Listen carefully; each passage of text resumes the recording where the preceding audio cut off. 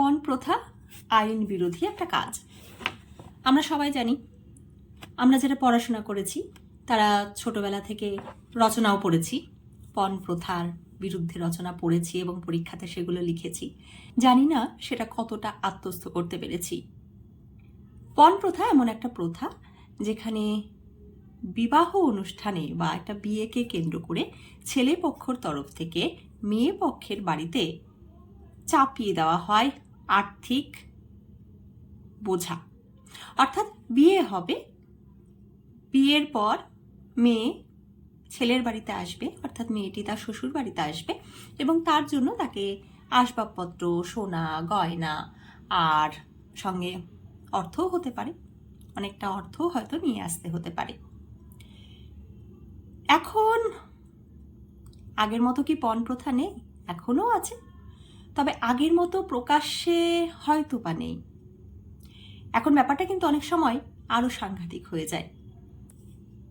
যেমন ধরুন, শিক্ষিত, সম্ভ্রান্ত বলে আমরা যারা নিজেদেরকে দাবি করি, তারা বিয়ের সময় পণটা দাবি করেন না, কিন্তু কিছু যৌতুকের আশা অবশ্যই করেন। যেমন ধরুন, কিছু আসবাবপত্র আসবে। ক্যাশ টাকা আমরা নিচ্ছি না, আমরা কিন্তু চাইনি, আমাদের কোনো ডিমান্ড নেই একদম।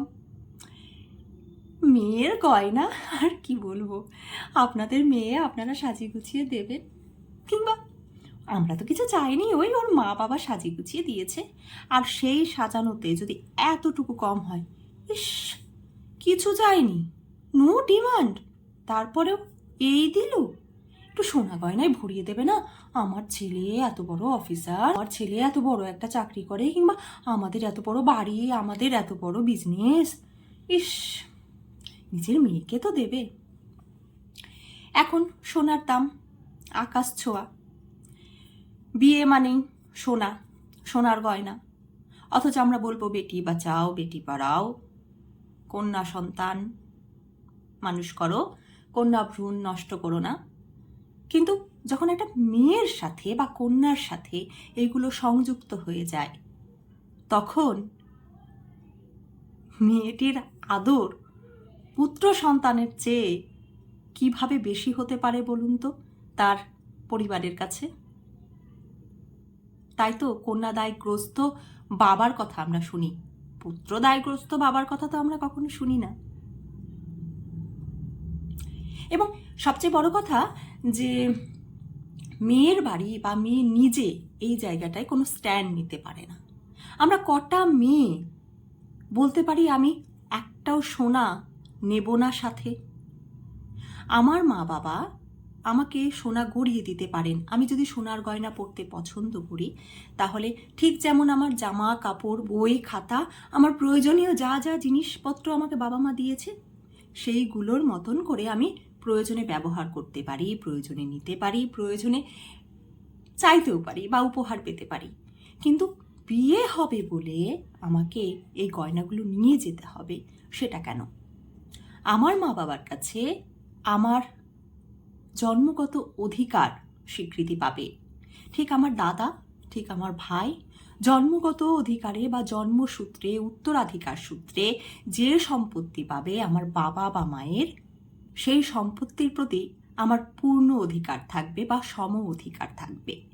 কিন্তু বিয়েতে কেন আমাকে আসবাবপত্র বা সোনার গয়না নিয়ে যেতে হবে বাধ্যতামূলকভাবে? একটা সময় ছিল যখন বিয়ে বাড়ি মানে কিন্তু বউয়ের সাথে খাট, ড্রেসিং টেবিল, আলমারি, এই তিনটি শব্দ একদম যুক্ত হয়ে থাকতো, যেন ঠিক কোড শব্দ। আমার নিজের যখন বিয়ে হয়েছিল, মানে আমি যখন বিয়ে করেছিলাম, তখন আমার শ্বশুর বাড়ির তরফে আমার শ্বশুর মশাই এবং আমার হাজবেন্ড বলেছিল যে বিয়েতে পণের তো প্রসঙ্গ আসছেই না, এমন কোনো যৌতুক দেবেন না যেটা মনে হয় বিয়ে কেন্দ্রিক একটা বড় যৌতুক। আপনাদের মেয়ে আপনাদের সাথে সারা জীবন তার দেওয়া নেওয়ার সম্পর্ক থাকবে, ভালোবাসার সম্পর্ক থাকবে, কিন্তু সে এমন কিছু সাথে করে নিয়ে আসবে না যাতে করে তার চেয়ে মনে হয় জিনিসপত্রের দাম বোধ হয় অনেক বেশি।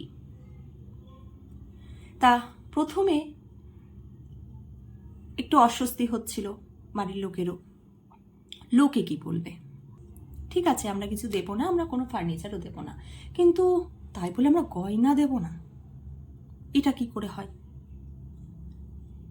আমিও ভাবলাম, কিন্তু আমি ভাবলাম এইটাই তো সুযোগ। সব থেকে বড় কথা, আমি সোনার গয়না পরতে পছন্দ করি না। 2 নম্বর কথা, আমার 2-1টা সোনার গয়না ছিল, ঠিক যেমন ওই যে বললাম জামা কাপড়, প্রয়োজনীয় জিনিসপত্রের মতো ওই ছোটবেলায় বাবা বা মা বা দিদি কেউ একটা উদ্যোগ নিয়ে গড়িয়ে রেখেছিল, এইটুকুই।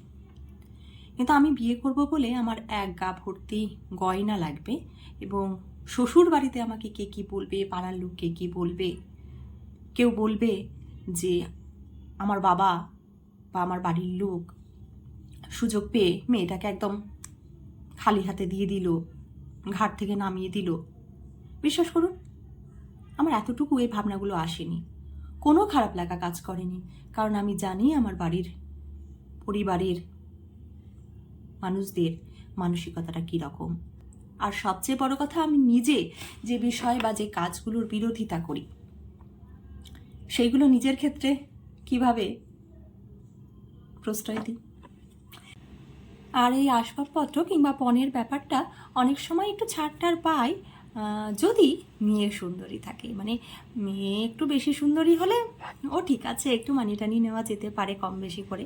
আবার উল্টো দিকে কিন্তু মেয়ের বাড়ি থেকেও একটা ব্যাপার থাকে, মানে মেয়ে পক্ষেরও একটা চাহিদা থাকে, তারাও পণ বা গয়না বা সোনা যাই বলি না কেন, আসবাবপত্র যাই বলি না কেন, সেটা কতটা দেবে, মানে বাড়াবে না কমাবে, সেটা নির্ভর করে কিন্তু ছেলের মাইনে বা ইনকামের উপর। তাই তো অন্নদাশঙ্কর রায় বললেন, স্বর্ণের নাম সুন্দরী আর মাইনের নাম কার্তিক। তা এত কথা বলার পর তাহলে কবিতাটাই একটু বলি। করেছি পণ, নেব না পণ, বউ যদি হয় সুন্দরী, কিন্তু আমায় বলতে হবে স্বর্ণ দেবে কয় ভরি, শ্যাকরা ডেকে দেখবো নিজে আসল কিংবা কম দড়ি, সোনায় হবে সোহাগাজে বউ যদি হয় সুন্দরী। তোমরা সবে শুধাও তবে আমি বা কোন কার্তিক, প্রশ্ন শুনে কোথায় যাব বন্ধ দেখি চারদিক, মানতে হলো দরকারটা উভয়ই তো আর্থিক, স্বর্ণের নাম সুন্দরী আর মাইনের নাম কার্তিক।